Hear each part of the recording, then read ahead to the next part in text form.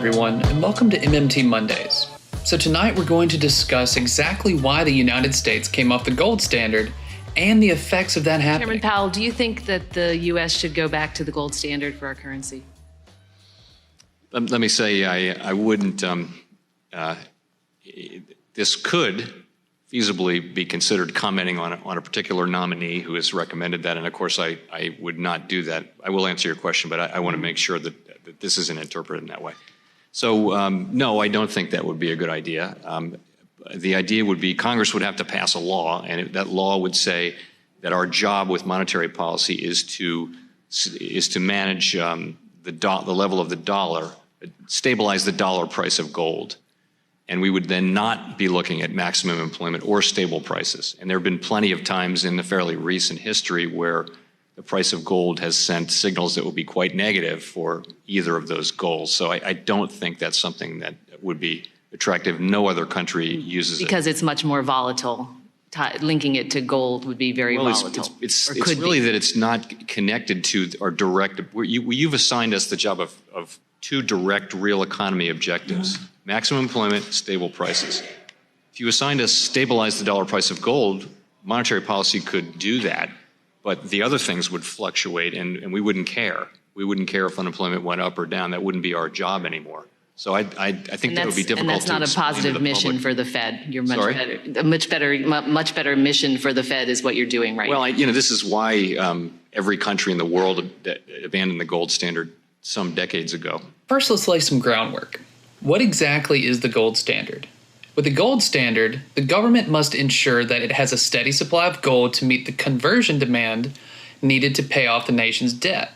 So if the government allowed the money supply to increase, such as, deficit spending, this would increase the demand for conversion and eat into the government's gold supply. To combat this, the government can sell bonds to lock that money up. So what circumstances cause the United States to go off the gold standard? Tonight we'll watch a few videos, including one from 2017 of Warren Mosler, who's the father of modern monetary theory, with Real Progressive's own Steve Grumbine. They say we didn't go off until 1971 internationally, but no one ever asked for their gold before the French did in 1971.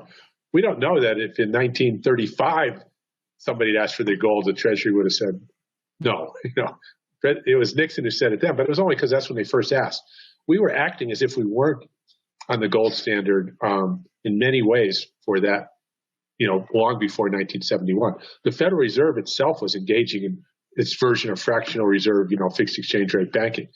They had all the reserves in the system were gold, and the gold certificates issued by the Fed were presumably backed by the gold, 1-to-1 with the U.S. government. Well, by 1971, it was like 4-to-1 gold certificates for the amount of gold. So it was already being, I would say, ignored at that point. And the only reason we went off of it was because somebody asked for the gold. If the French hadn't asked for it, we could have just continued as if we were off of it indefinitely until somebody asked for the gold. Although sometimes the collapse of the Bretton Woods system in 1971 marks the end of the gold standard, in this video, Mosler argues that when the U.S. suspended domestic convertibility into gold in 1933, that's the better date to use. In our second video, Professor L. Randall Wray discusses why a fixed exchange rate system, better known as the gold standard, has an overall negative effect due to reducing domestic policy space.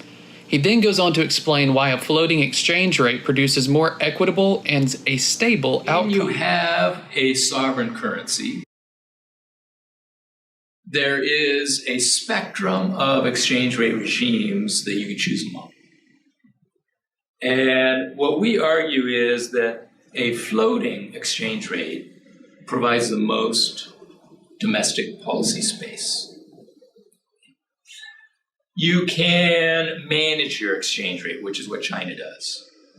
And that might reduce your domestic policy space. You can peg your exchange rate, which many countries do, they peg to the dollar. That further reduces policy space. You can adopt a foreign currency as your own currency. Some countries have dollarized. So Ecuador adopted the US dollar. That severely constrains domestic policy space. You can adopt a gold standard. You can adopt the euro. Okay, those reduce your domestic policy space. So if you want to maximize your domestic policy space, you adopt your own currency and you float. Okay, that will provide the maximum domestic policy space. The problem with fixing your exchange rate is that you need the foreign currency that you have fixed to. Or if you're Ecuador, you actually need to get US dollars. That constrains your domestic policy space because you have to operate your economy in a way that ensures a flow of dollars into your economy. Usually this means what you want is a trade surplus. If you want a trade surplus, you usually have to adopt some form of austerity. You have to keep wages low. You have to keep domestic aggregate demand low so that your population won't buy imports because you're trying to run a positive trade balance. That's why it reduces your domestic policy space. Now, a country like China today has an unassailable foreign currency reserve, $3 trillion of foreign currency. Even George Soros will not attack them. Okay, and part of the reason why they've accumulated that amount is because George Soros attacks countries that peg and don't have enough foreign currency reserve. George Soros brought down the United Kingdom. One guy brought them down. They had to abandon their peg.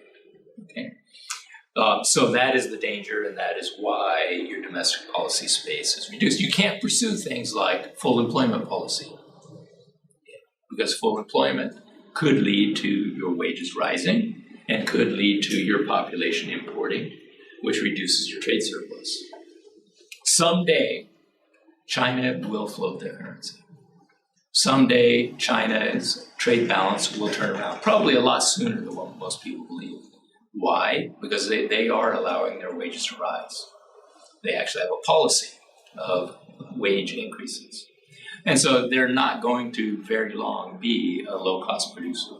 So they will float their currency in order to protect their domestic policy space. That's a prediction, of course. And the economists are often wrong, but I think that is what we're going to see. As you can see, the United States came off the gold standard long before the generally accepted time of the collapse of Bretton Woods in 1971. As Mosler stated, the United States ended domestic converting of gold in 1933. The only reason that the U.S. officially came off the gold standard in 1971 was due to French requesting gold payments. Otherwise, we could have continued to say that gold conversions were suspended indefinitely. And as we saw Professor Wray explain, in both cases of a fixed currency exchange rate and a gold standard, the amount of government can spend is limited. In a fixed currency exchange rate, too much spending will promote employment, cause wages to rise, leading to rising imports and decreasing the government's foreign currency reserve. In a gold standard, the government must issue bonds when it deficit spends and must let the market determine the interest rate. And that potentially leads to a runaway deficit and forced default. But on a floating exchange rate, neither of these can happen. The government can determine how much to spend and what interest rate should be without the fear of defaulting on any promises. And as we see, a floating exchange rate is a pillar of modern monetary theory. The MMT preference for floating exchange rates is about removing constraints on policy that compromise the capacity of the government to maintain full employment and price stability and deliver equitable outcomes to all. So we hope that you enjoyed this video tonight. If y'all are interested, make sure to look on our website at Real Progressives or follow the links below. Thank you and have a great night.